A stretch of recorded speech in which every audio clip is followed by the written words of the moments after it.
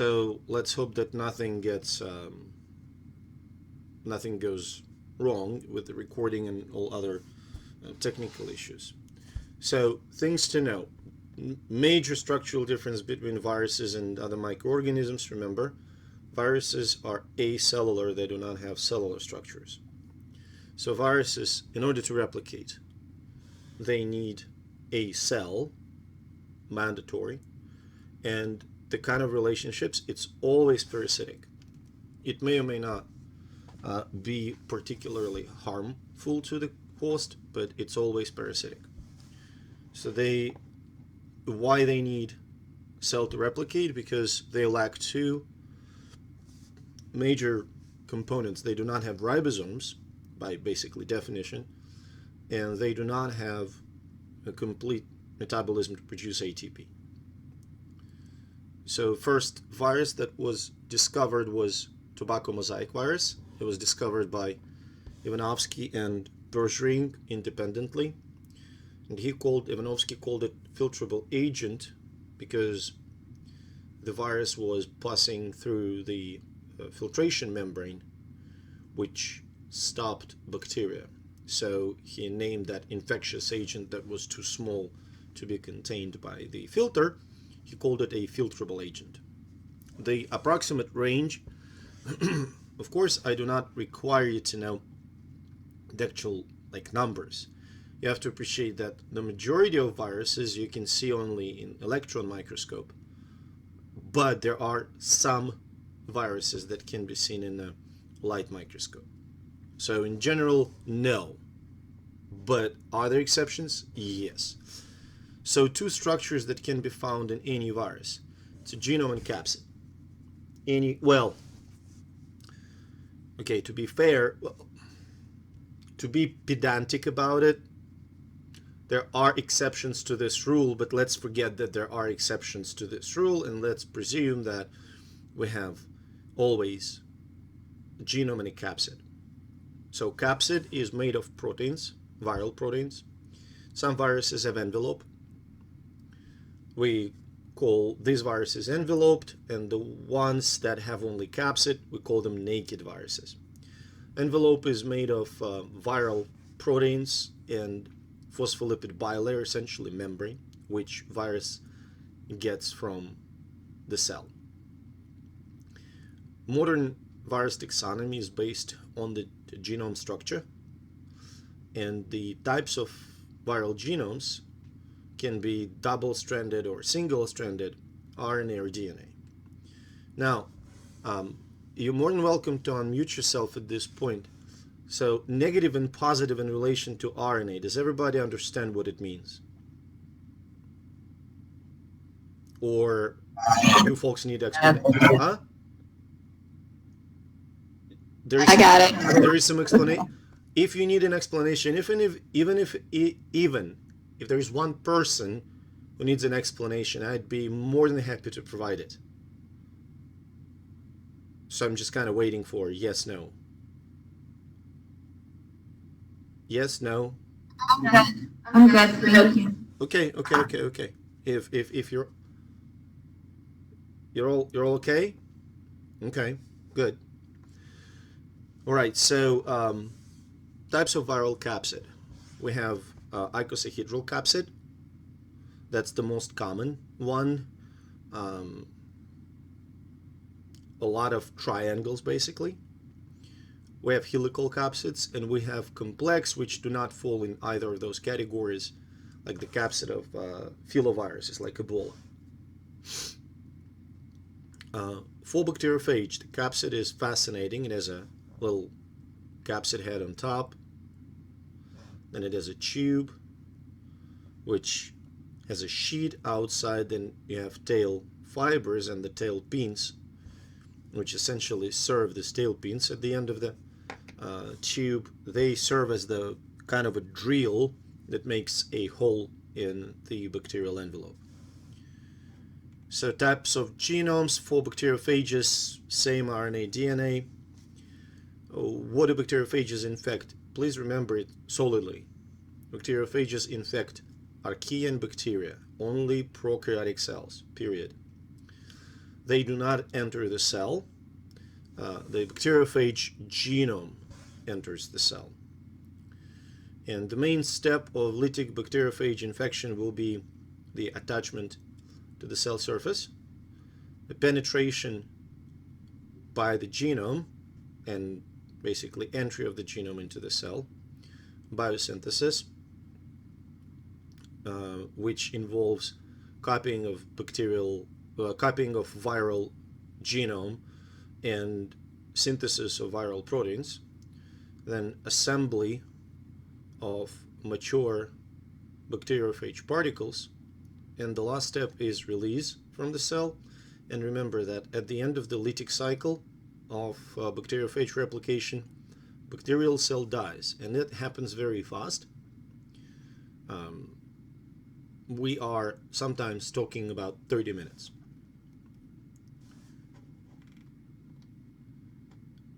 Now, we mentioned in the lecture that bacteriophages can be used as the method for bacterial control, basically as a therapeutic approach. So the problem with this approach is that first, viruses, bacteriophages, we do not know the whole breadth of their specificity, so they target whatever microorganism we're trying to get rid of, fine. But they may also affect other microorganisms, and we may not know about that specificity because we cannot test for everything.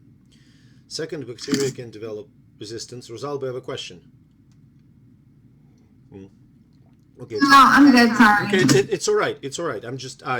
I notice it. So Yeah. second, bacteria can develop resistance to viruses, bacteriophages, and third, which is interesting, humans will develop immune response against bacteriophages. And it's unclear how this immune response will affect the efficiency of bacteriophages if we use them repeatedly. So the person will receive one injection, will produce immune response, and how it will affect second, third, fourth, and so on injections of bacteriophage, it's still not quite clear. So those are three main challenges. Now, steps for lysogenic bacteriophage infection. Again, attachment, penetration when nucleic acid, when the genome enters the cell. And then you should remember, in case of lysogenic infection, bacteriophage genome gets incorporated into the genome of bacterial cell in the form of so-called prophage. And that prophage can be passed down to generations many times until the bacterial cell, which carries prophage in its genome, will fall under some kind of a stress. Environmental stress, nutritional stress, antibiotic stress, and that stress response of the cell will lead to the prophage excising itself from the bacterial genome, reassembling into functional bacteriophage DNA, for instance, will lead to synthesis of bacteriophage proteins, assembly of particles, and release of bacteriophage from the cell, which inevitably leads to the cell death. But you can see a couple of differences. First, the incorporation into the genome, and second, the time from initial infection to death may be not just days, it may be weeks or years. Okay, so that is really a big difference between lytic and lysogenic.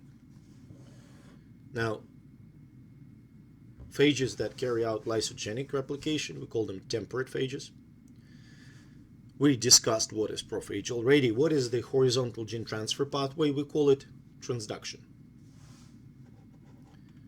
So far, like, I'm going to ask you, like, if everybody's okay, and if I don't hear no, I have a question, then I'm moving on. And don't hesitate to unmute your microphones and ask me questions. So human virus, main steps of replication. First, detachment, then penetration, uncoating, biosynthesis, assembly, and release. And we're going to talk about each of the steps. So first of all, attachment. Remember that virus needs a receptor to get attached to the cell. So that's a must.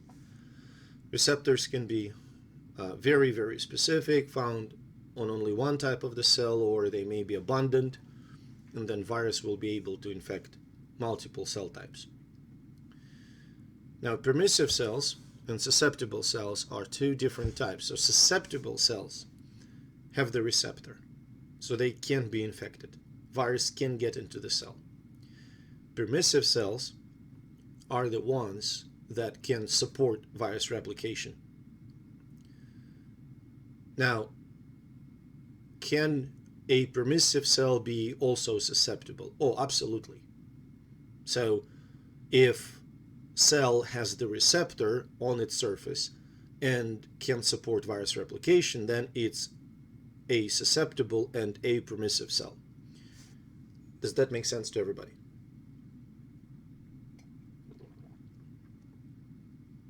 We got it? Okay, I guess we got it. So virus enters the cell by two processes, possible processes. Majority of viruses use endocytosis. When they are bound to the receptor, the cell engulfs them in the endosome. Many viruses use fusion. Remember, that's enveloped viruses. So imagine that this is the cellular membrane, and this is the outer viral envelope. So you see it here, it fuses with the cell membrane, in the meantime releasing viral capsid in the cell. That's a fusion. Now, viruses can have RNA and DNA genome, and generally speaking, RNA viruses replicate in the cytoplasm because they don't really need anything in the nucleus. They have their own enzymes to replicate RNA. And presence of RNA in the cytoplasm of a human cell is totally normal. So DNA viruses, on the other hand, majority of them replicate in the nucleus because, first of all, DNA is supposed to be found in the nucleus, so presence of DNA in the cytoplasm is not normal. Second, many DNA viruses rely on the cellular enzymes to copy their DNA genomes. And that is the reason why many, not all, but many DNA viruses have to end up in the nucleus.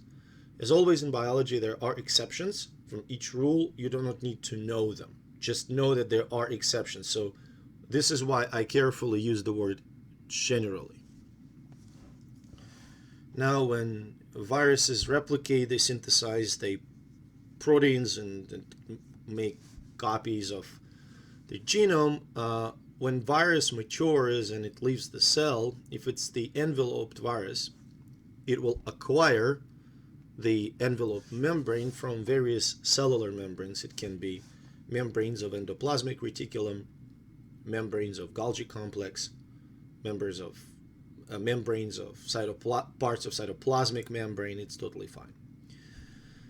Now, envelope virus, when it is released from the cell, often cell can survive that for some period of time. But when naked viruses exit the cell, it's almost inevitably destroys it, just because they don't acquire the membrane, they pierce through it. Now, here are some words about specific viruses. So, influenza, RNA negative genome. Specific feature, it's fragmented. The virus is indeed enveloped. Two surface proteins, hemagglutinin and neuraminidase. Hemagglutinin is necessary for the binding to the receptor, and neuraminidase is the enzyme essential for the virus release from the cell, and recently it was shown that it's also essential for the virus entry. So there are several types of hemagglutinin, several types of neuraminidase. I could never remember how many. I think it's 17 hemagglutinins and 9 neuraminidase for type A influenza, but I really don't remember numbers. So basically, when we see the name H1N1, it refers to hemagglutinin type 1, neuraminidase type 1, and so on and so forth, like H3N2, H7N7, so on. Transmission routes, obviously, everybody learned about it. Respiratory and contact. Two main zoonotic reservoirs for the flu strains that infect humans. So humans can, you all know that flu is transmitted between humans and it is maintained in a human population. But we can acquire the virus from pigs and from birds, various birds like waterfowl or chickens. So in birds, influenza is not respiratory but gastrointestinal disease, while in pigs, it's the respiratory infection. Now, the big question, why does human flu strains cause upper respiratory tract infection while bird flu causes lower respiratory tract?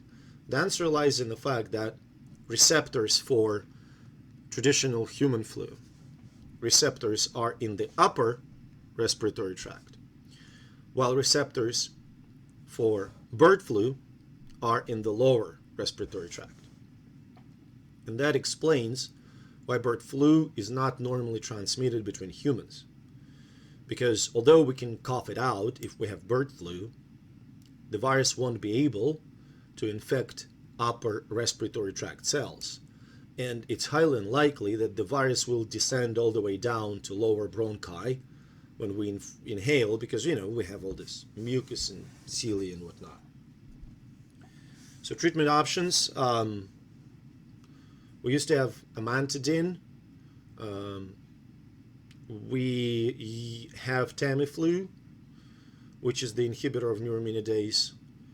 And now the most recent one, I think the brand name is Sofluza. I don't have it on the slide, but there is a new drug. It's an inhibitor of endonuclease, which is not really super important.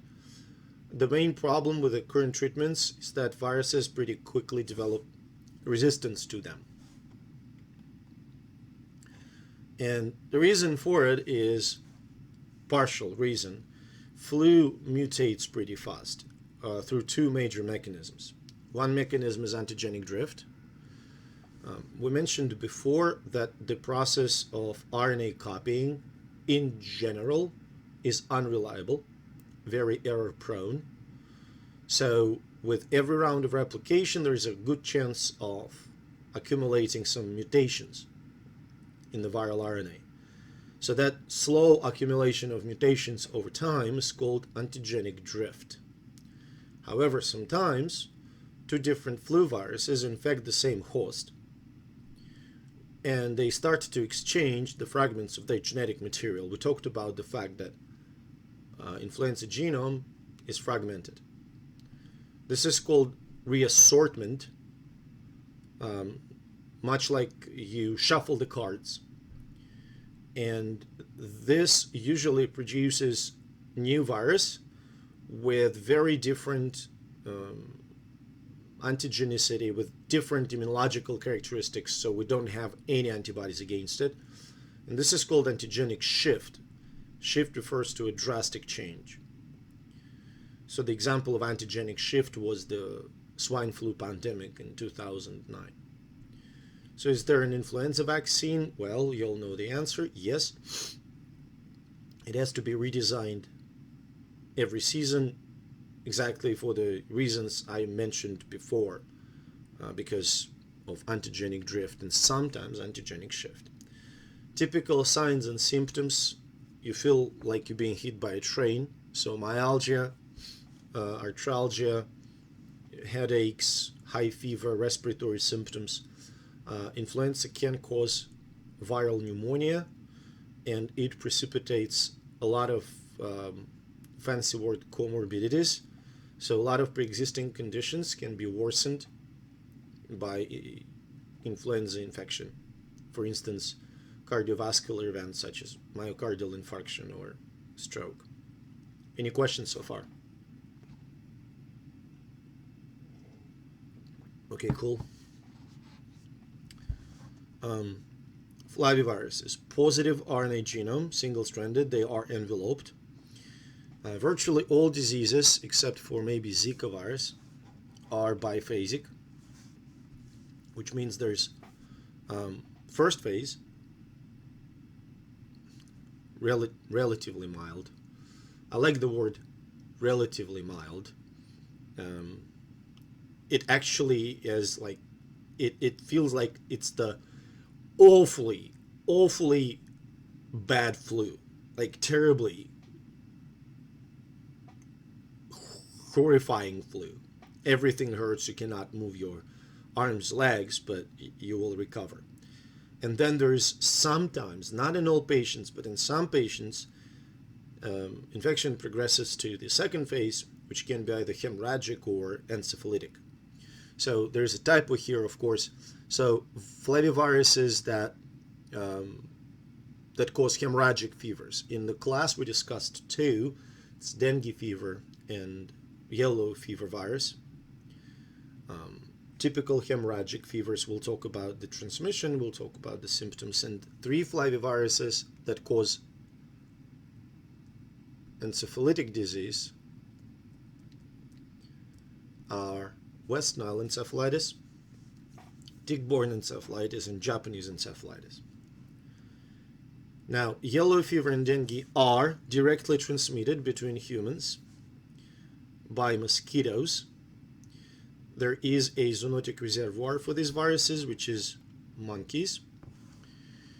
Yellow fever and dengue virus are endemic in Southeast Asia, in Central Sub-Saharan Africa, and in South America. They basically coincide. Now, you all know what hemorrhage is. So if there is a second phase, we're going to have multiple internal bleedings into the tissue, into the organs. Can West Nile virus be directly transmitted between humans? No, it cannot. The only transmission route for West Nile virus is from birds to humans. West Nile virus infections are endemic, well, basically right now they are endemic throughout the world, from US to South America to Europe to Africa to Australia. And I'm not asking about endemicity of tick-borne encephalitis or Japanese encephalitis, although they are pretty interesting. So flavivirus infections that can be effectively prevented by vaccinations in humans. Tick-borne encephalitis, Japanese encephalitis, yellow fever. Now, Zika virus, another flavivirus, but it is really interesting because in adults it causes pretty mild disease. Rash, myalgia, fever, arthralgia, retroorbital pain, and then it goes away. However, if the virus infects pregnant women, it leads to alterations in fetal development, which may lead not only, as latest studies suggested, not only it may cause microcephaly in the newborn, it may also lead to some long-term neurological deficits that can be noticed much later in life. So Zika virus infection is endemic basically throughout southern hemisphere and southern part of northern hemisphere. So we're talking about South America, Central America, Africa, Southeast Asia, so on and so forth. This question: is the large outbreak of mosquito-borne pathogens possible in the US? The short answer is no, it's not possible due to our lifestyle. Mosquitoes, a majority of them, bite during the night.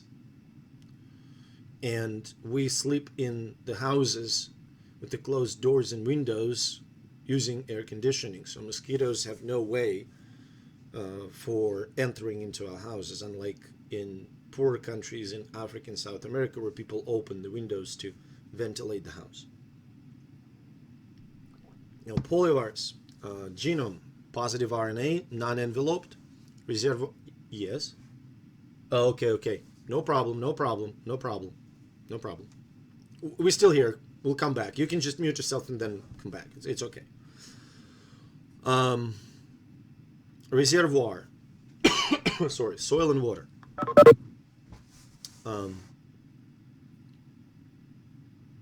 Transmission route, fecal oral.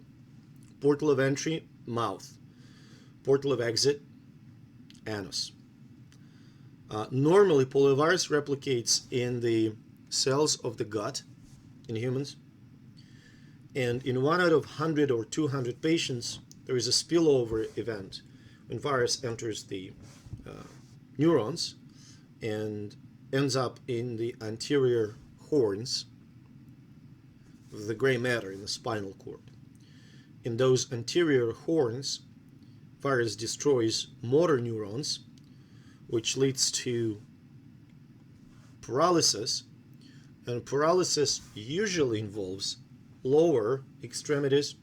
However, in some cases, the paralysis may extend to respiratory muscles, and patients with such paralytic disease may require artificial ventilation, such as an iron lung. So we now have 2 polio vaccines, which is inactivated polio vaccine and oral polio vaccine. So in the US, we use an activated polio vaccine, Salk. So advantages, it is very safe, and it does not, since we don't use attenuated virus, we do not introduce a new, although attenuated virus in the environment. So 2 disadvantages. Disadvantage number 1, well, I cannot say, I probably set a trap for myself, name 2 disadvantages. I mean, the main disadvantage of Salk polio vaccine is that it does not prevent infection, it prevents the disease. So if a person is immunized with a Salk vaccine, this person can still be infected with the virus. The person will not develop paralysis, but the virus will replicate in the gut and will be shed in the excrements, which means Salk vaccine is not useful in interrupting the transmission of the virus. Obviously, when everybody is immunized, then virus has no host to, well, still has a host to replicate in, but it does not let you to eliminate the virus. Now, with Sabin vaccine, the advantage is, first, after the immunization, the person who successfully responded to attenuated, what's sometimes referred to as live polio vaccine, virus is very much weakened. The person will be protected not only against the disease, but also against the infection. So virus will not be able to replicate in the gut. So that means, second advantage, sort of, is that if we introduce attenuated virus, it will outcompete the virulent strains, and we will be eventually able to replace all virulent strains in the environment with attenuated strains. It all looks like rainbows and unicorns. However, it is not, because there is a huge disadvantage to the Sabin polio vaccine. It can cause so-called vaccine-associated poliomyelitis, because one of the strains, I think it's type 2 polio, attenuated polio type 2, can revert back to a wild type. So basically, we take, quote-unquote, a tame virus, stick it in the person, and suddenly this tame virus goes into full-blown virulent mode, leading to paralytic events. And what's worse, that vaccine-derived virus can end up in the environment and spread through the population. So it's kind of, you cannot ever stop vaccinating. Now, at this point, any questions? Now, I guess your silence means that there are none, but I want to plug in something that is not really related to this exam, but very much related to our current situation. So recently, and I will pause the recording for a second. There are cases of wild polio infection. Currently, they are in Afghanistan and Pakistan, but interesting effect of the current coronavirus pandemic is that in many countries, the vaccination efforts were suspended temporarily. So we'll probably see the uptick in polio cases in countries like India and Nigeria, possibly, maybe some other countries. Hepatitis C, positive RNA genome, it's enveloped virus. Reservoir for hepatitis C is humans. Routes of transmission, blood. Sexual transmission is very rare. So it's mainly sharing needles. The main challenge for the researchers working with Hep C is that this virus doesn't really have a good cellular model. It's really hard to grow it in the cell culture, and it doesn't really have a good animal model. So symptoms, signs, it's a hepatitis. So jaundice, liver dysfunction, elevated liver enzymes. Eventually it leads to liver fibrosis, which we call cirrhosis. And cirrhotic kidney may lead to development of cancer. So liver cancer is a long-term sequelae. There are modern treatment options. There are very specific drugs that inhibit two key enzymes of hepatitis C, which are extremely effective, these drugs, and also extremely expensive. There's no vaccine. So hypothetically, hepatitis C can be eradicated. Why and how? We have drugs that are 99.95% effective, basically. So if we treat each and every person who has hepatitis, which is not feasible, then we can eradicate it. And the second reason why it can be eradicated, it's human disease. There is no animal reservoir for it. So therefore, you can eradicate it. Okay, here's the typo. Obviously, I do not refer to hepatitis C. It's norovirus.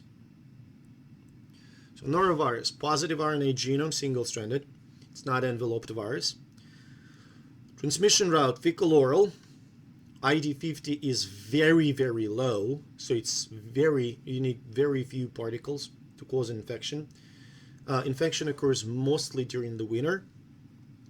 Virus can be spread from person to person during incubation period, during the period of disease, and even during the convalescent period when person does not appear to have any symptoms. Signs and symptoms, it's a two-bucket disease. It's diarrhea and vomiting. Populations that are affected the most are elderly and children, and we see the majority of mortalities associated with this disease in elderly and children. Now, common structural features for all protozoa, they're all single-celled eukaryotic organisms that lack the cell wall. Ectoplasm is the outer layer of endoplasm with the function of feeding and locomotion, and endoplasm is the inner layer of the cytoplasm with the functions containing all other organelles, basically. So trophozoite and cysts. Trophozoite is feeding and replicating form of a protozoan cell. When the environment becomes, and that should be split, but we'll get back to this one. When the environment becomes unfavorable, trophozoite forms a cyst. Basically, very hardened, very protected, not feeding, not replicating form of a cell. The name for this process is encystment. Now, when environment becomes favorable again, cyst will develop back into trophozoite, and that process is called excystment. For classes of protozoa, based on the method of locomotion, Sarcodina, amoeboid motion, Celiophora, motion with the cilia, Mastigophora, motion with flagellum, and Apicomplexa, which are non-moving parasites, And this is why they are obligate parasites, because if you're not moving, you cannot actively search for food. So all apicomplexa are obligate parasites, no exceptions. Not necessarily humans, but all are obligate parasites. Acanthamoeba and Balamuthia cause amoebic granulomatous meningoencephalitis, and the tissue tropism is they infect the brain. Transmission is through the broken skin. The disease is non-communicable. So basically, those are normal soil bacteria, but if they enter circulation and then reach the brain, then you've got a meningoencephalitis. Disease is treatable. Prognosis, if it's treated, is pretty good. If it's untreated, it's uniformly lethal. There's no vaccine, but treatments are, present. Entamoeba histolytica cause amoebic dysentery. Virulence factors are amoebic enzymes that basically destroy the epithelial tissue in the gut, leading to dysentery. Symptoms: diarrhea, dysentery, vomiting, abdominal bloating, and cramps, and may lead to peritonitis, perforation of the intestine. Transmission is fecal-oral route, so unsanitary conditions facilitate the transmission. Amoeboma, extraintestinal amoeboma, is basically a granulomatous lesion. Amoeba leaves the intestines, gets in the circulation, and may infect liver and lungs. In liver and lungs, due to the immune response, it is surrounded and encased in the multiple fibrin layers, forming a granuloma. And this granuloma with amoebic cells in the center is called an amoeboma. So liver and lungs. It's pretty important globally. The best preventative measures: sanitation. Now, malaria. Malaria is caused by apicomplexan plasmodium. So it's apicomplexan. And different species, basically, they cause differently presented diseases. And we'll get back to this in a second. So malaria is transmitted by mosquitoes from person to person. It's found in Africa and Southeast Asia. It's not a zoonotic disease as far as we know. It's just empty. So when mosquito bites a human and plasmodium gets into the circulation, first plasmodium infects liver. Plasmodium replicates in the liver, it is released in the circulation, and then it infects red blood cells only, not red blood cells. So in red blood cells, plasmodium replicates, and there are two routes of replication that occur in the red blood cells. One route is typical mitosis, when more and more plasmodium organisms are formed. When they are released from red blood cells, that leads to massive hypoxia, and that causes the presentation of the symptoms of malaria. When people with malaria develop fevers and chills and shaking and sweating every so often, that's the time when plasmodium leaves red blood cells. Does that make sense? I hope it makes sense. So basically, you have a cycle, a life cycle. Every so often, plasmodium emerges from red blood cells, causing massive lysis. That massive lysis of red blood cells is presented as fever, chills, sweats, and blah, blah, blah. Now, different species of plasmodium, they have different timing of release. So some have life cycle that runs for 3 days, 4 days, 2 weeks, so on and so forth. So difference between different species, difference in life cycles will determine the difference in the clinical presentation, how frequent this repetitive bouts of fever will occur in the patient. Now, also in red blood cells, plasmodium can undergo meiosis, which leads to the formation of gametocytes. So these gametocytes are haploid cells, which are acquired by the mosquito. When mosquito takes blood meal from already infected person. And gametocytes in the mosquito will fuse into the zygote.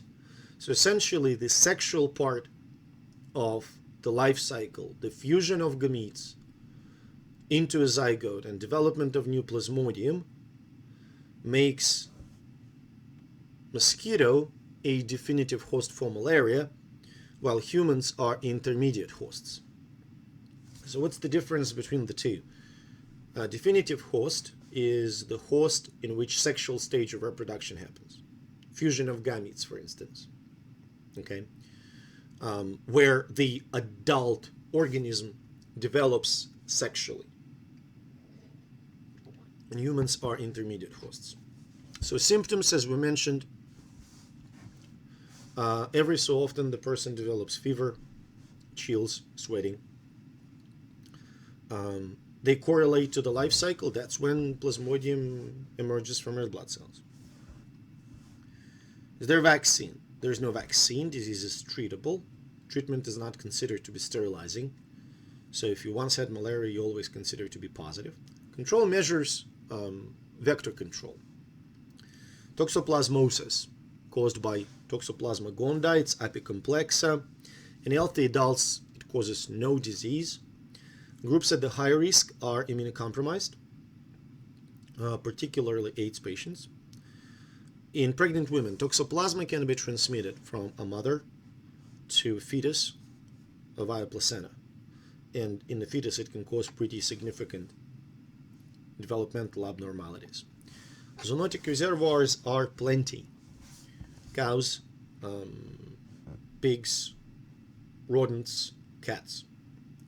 So between animal transmission routes, first, cows and pigs usually acquire cysts when they just consume fecally contaminated meals, like grass or hay, whatever.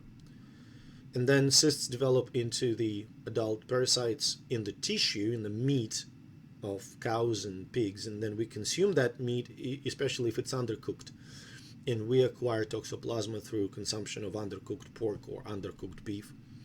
And Toxoplasma insists in the human body, and you can live with it like till the very, very old years. Another transmission route is that it infects rodents. Rodents lose fear of cat's urine, so they stop smelling cat urine. They don't sense cat's urine, and they come close to cats. Cats catch them, eat those mice or rats, acquire Toxoplasma from mice or rats, and then they shed Toxoplasma cysts and they poop. And when people clean the litter box for their cat, they can inadvertently contaminate their hands and transmit Toxoplasma from cat's poop into them. Does that transmission route make sense for you? I'm just looking. Okay. Everybody? Okay, good. So basically, but if you're concerned, if you have cats, if your cats do not wander around like in the wild, if they basically house cats, you're safe. Leishmaniasis, Leishmania donovani. There are multiple Leishmania donovani, Leishmania brasiliensis, Leishmania panamensis. It belongs to Mastigophora. Transmission route, black flies. Sandflies. Sandflies transmit Leishmania. Sandflies are very similar to kind of, what's the word? Mosquitoes, okay? So 3 forms, and that's biological vector for Leishmania, by the way. 3 forms, cutaneous, which is pretty mild. It's a little scar, little lesion in the skin, which usually heals by itself.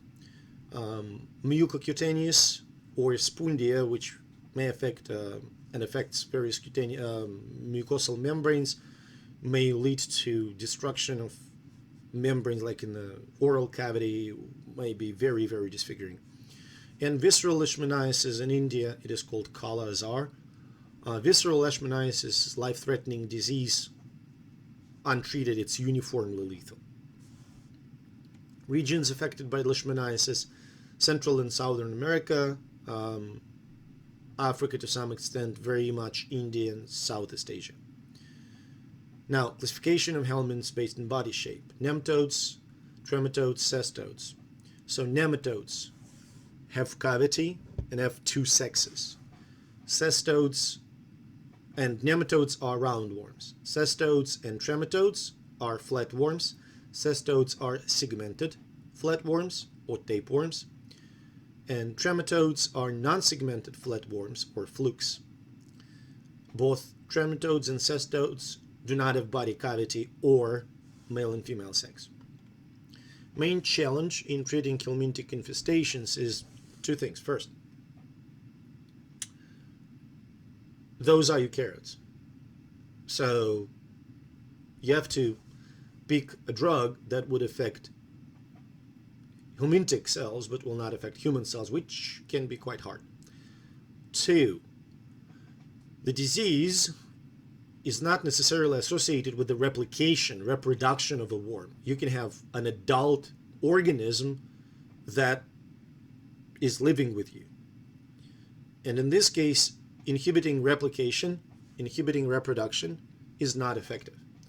So you need a drug that affects adults. And we have two drugs. One is, I call them bendazoles. So mebendazole, thiabendazole, there's albendazole. These drugs inhibit microtubule synthesis, essentially preventing cell division so the worm cannot grow. Moreover, it prevents the replenishment of the dead cells, so eventually worm disintegrates or just dies. Ivermectin is absolutely fascinating organism. So ivermectin binds to the chloride channels and opens chloride channels in the worm. So it's basically an agonist for the chloride channels.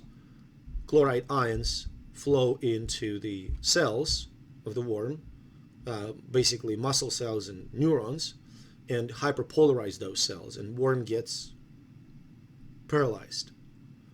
And that paralysis obviously prevents worm from moving, prevents it from reproducing. So essentially, it doesn't kill the worm, it paralyzes the worm, and well, eventually it's going to die. So this is why ivermectin is often used for an extended period of time. For instance, in Africa, to deworm populations from river blindness, disease called by nematode, Onchocerca volvulus, people receive a dose of ivermectin every year. And it's kind of fascinating that it works for an entire year.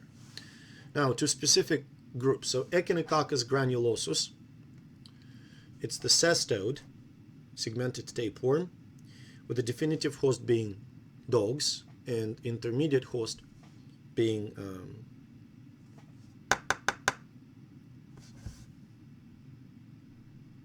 goats and sheep. Sorry, sometimes I have brain farts.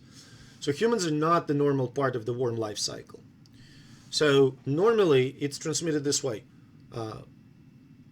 The sheep and goats, they will develop, due to the larva infestation, they will develop cysts in internal organs, mostly liver. When they slaughtered, often the internal organs will be thrown to the dogs. Dogs will eat the liver that contains larva. Larva will develop into adult worm, and adult worms in the dogs will produce little eggs that will end up in the environment, which will be consumed by goats and sheep and develop into larvae affecting the liver, and that cycle will go on and on and on. But sometimes the eggs that are produced by dogs will contaminate human food, and humans will consume those eggs and will develop the Echinococcus cyst in the liver. And if it's already established, the treatment will be the surgical removal of the cyst, which must be done with a great deal of caution because of some complications associated with it. Schistosoma, fascinating worm. It's a fluke, so it's a trematode, endemic in Africa and Southeast Asia, all the way north to Japan.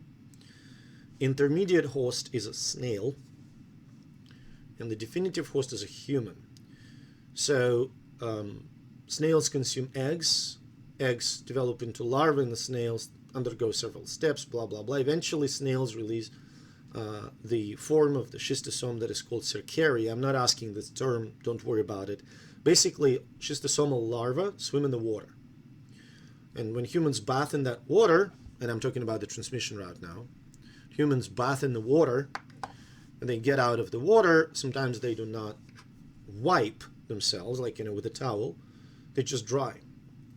And that facilitates the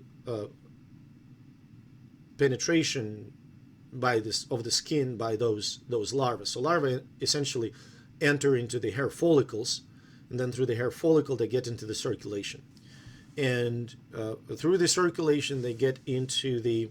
So that first step, penetration through the hair follicles, leads to the very characteristic rash and fever. That's the first, basically, step of schistosomiasis, first symptoms.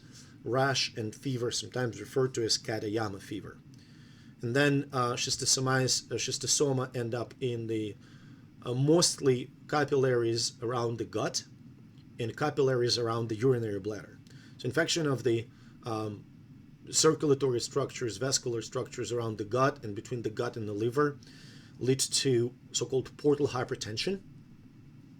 And that may translate into pulmonary hypertension eventually. And the renal system, so schistosoma from the capillaries surrounding the bladder may end up essentially causing bladder inflammation, known as cystitis, and presence of blood in the urine. And in the long-term perspective, cystitis may develop into the bladder cancer. And nervous system, yes, schistosoma can enter CNS, usually spinal cord, leading to neurological complications. Fasciola hepatica is a relatively large fluke, flatworm, non-segmented flatworm. It's found virtually everywhere in the world. Intermediate host, again, snail. Definitive host is a human or cattle or sheep. Transmission route for human infection is consumption of plants contaminated with the larva of Fasciola hepatica.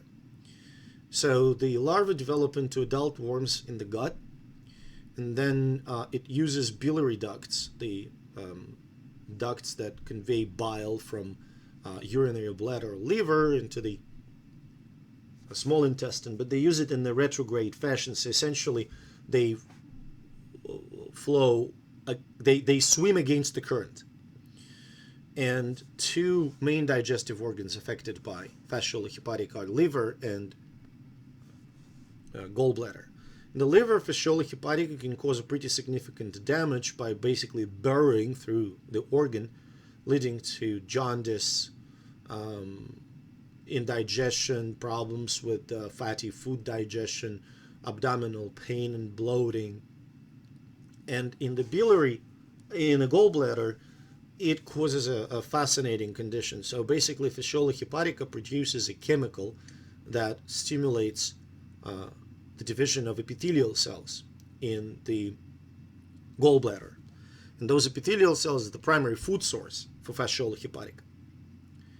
But this mitogenic chemical that stimulates the frequent division of epithelial cells essentially stimulates the development of gallbladder cancer, because if cells divide faster than they are supposed to, more frequently than they're supposed to, they accumulate mutations more efficiently, and that eventually in the long-term perspective leads to bladder cancer.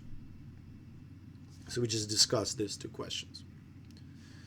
Ascaris lumbricoides is another fascinating worm. It's a nematode, the largest nematode that infects humans. If you want, unfortunately I do not have, since we're not in a class, there are no props for it, but if you want to have an impression of what Ascaris lumbricoides looks like, take any pencil, just regular like 2M Ticonderoga pencil and look at it. That gives you a size of Ascaris lumbricoides worm. Regions that are endemic, mainly underdeveloped countries, but there was a study in the United States demonstrating that up to 70% population of rural regions in Alabama have antibodies against Ascaris lumbricoides, meaning that it's rampant throughout the poorest parts of the United States. So intermediate and definitive hosts for Ascaris lumbricoides are humans. So the cycle, if we want to describe this next few terms,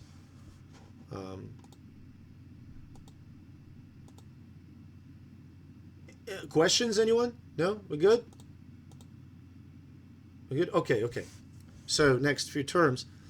So humans consume, obviously, accidentally, fecally contaminated food, which bears embryonated eggs of Ascaris lumbricoides. And those eggs end up in the small intestine, where they develop into larvae. Larva penetrates the walls of the small intestine, ends up in the circulation, and that may lead to first symptom fever, because bacteria from the intestine will also go into the circulation with the worms. And circulation brings this larva into the lungs. And in the lungs, they cause another characteristic symptom of primary infection with Ascaris lumbricoides, cough. People start coughing. It's a pretty dry cough, not very productive. But that penetration of the lungs and subsequent coughing brings the larva into the larynx. And from larynx, larva descends through esophagus all the way down to intestine again. So larva basically gets into intestine twice. And once it's in intestine second time after passing through the lungs, it develops into an adult Ascaris lumbricoides worm and sits in the intestine happily ever after. So intestinal ascariasis, if it's a one worm, there are no symptoms. But if you have multiple reinfection events, so you consume multiple eggs, then you can have multiple worms. And remember, that's a nematode, so it does have sex, male and female, which means if a person is infected with only male or only female, neither of those will produce eggs. But if there are two worms, they will find each other in the intestine, and you may ask how they find each other, and I can answer. They find each other delightful, and they will mate, and they will produce eggs. Well, not they, but female will produce eggs, and the person will shed eggs, and that can be multiple routes of reinfection. So accumulation of worms in the intestine, you probably saw this picture in the lecture. Accumulation of worms in the intestine may lead to intestinal blockage and may require surgery to remove the chunk of intestine that is obstructed by worms. And the mass of worms that can sit in the intestine can be up to 2 to 3 pounds. So that's a possible complication. Intestinal blockage. Strongyloides stercoralis is another nematode, roundworm. Mostly South America and Africa, endemic. Intermediate and definitive hosts are basically humans again. But the unique feature of Strongyloides is that it can replicate outside of the host. So it does have a form that can reproduce in the soil. So transmission route, people usually walk around with their bare feet on the soil, and worm penetrates through basically unbroken skin. The larva penetrates through unbroken skin. There were descriptions when people, like tourists, were wearing shorts and they would sit on the ground, and the worm will penetrate not just through the feet but through the skin, like on the lower legs. So that's through the unbroken skin. And cutaneous symptoms as the result of that penetration is called cutaneous larva migrans. It's pretty fascinating. I have a picture of it in the lecture with tiny little red thread-like traces under the skin, and it's fascinating because the worm actually moves under the skin. It's not moving very fast, but if you like look at cutaneous larva migrants now and then an hour later, the pattern will be different. So from under the skin, from that cutaneous infection, it goes into the circulation and ends up in the digestive tract. And gastrointestinal symptoms usually bloating, abdominal discomfort, and very characteristic feature is it can be intermittent bouts of diarrhea and constipation. It's very characteristic for Strongyloides infection. Superinfection is usually observed in immunocompromised individuals. So basically the worm that is produced, the eggs that are produced by adult worms in the intestine can be embryonated in the intestine, develop in the larva in the intestine, and just be disseminated throughout the body.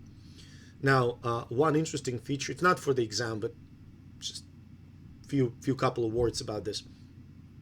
One interesting feature about this, in many cases, people who immigrate from South America, specifically South America, they may be infected with Strongyloides stercoralis, but since in immunocompetent individuals it is relatively mild disease, they may not actually ask the doctor about that, something is wrong. So if they develop some other condition, say autoimmune condition like arthritis, and they treat it with steroids, then suddenly they develop superinfection by Strongyloides stercoralis. So I hope that all makes more or less sense. So I'm going to stop recording right now.